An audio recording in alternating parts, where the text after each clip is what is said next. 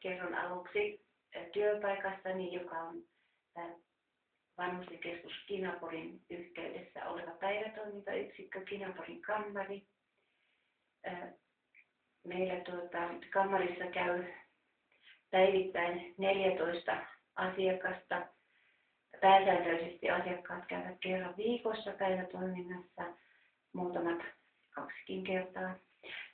Asiakaskunta on monisairasta, on diabeettista, verenpainetautia, on myöskin muistisairauksia, että noin 1/3 asiakkaista, niin heillä on diagnosoitu muistisairaus. Viikkotasolla asiakkaita käy 60. Ikäjakautuma on nuorimmat on 66-vuotiaita ja vanhimmat 96-vuotiaita.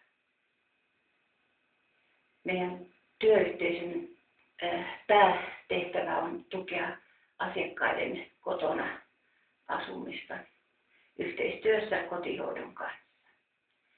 Ja toinen iso päätavoite on omaishoitajien jaksamisen tukeminen. Ja myöskin sitten asiakaskuntaan kuuluu asiakkaita, joilla on päihdeongelmaa ja mielenterveyden ongelmia. Asiakaskuntakirjo on hyvin laaja.